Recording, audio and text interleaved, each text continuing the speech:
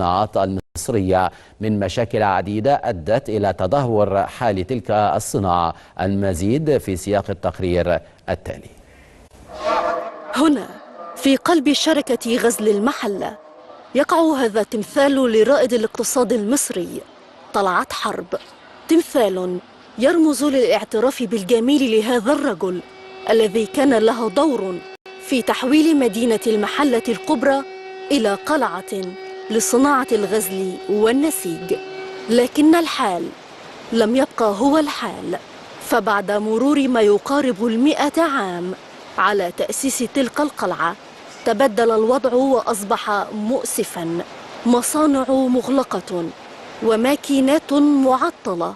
خلال السنتين الأخرانيين دولت أو الثلاث سنين الأخرانيين كتير من المصانع قفل. احنا السنة اللي فاتت بس في قفل عندنا 450 مصنع.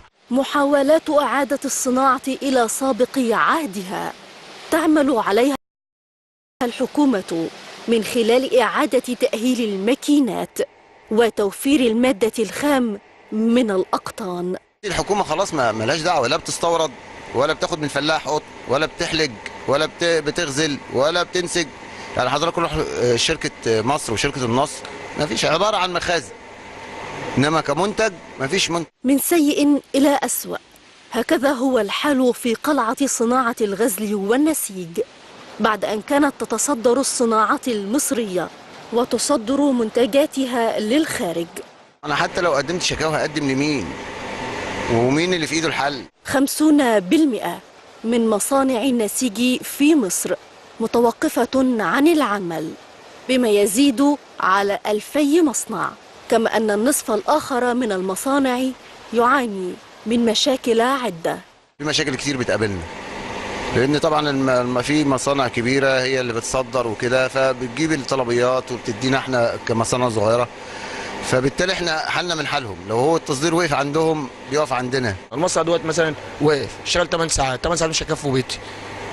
بضطر ان انا اشتغل 12 اصلا مش مكفيين بيتي. ماشي يا ابويا، لا اله الا الله، ربك اللي استرى مع الواحد. أكثر من 3000 مصنع تعمل في مدينة المحلة ما بين مصنع نسيج وتريكو.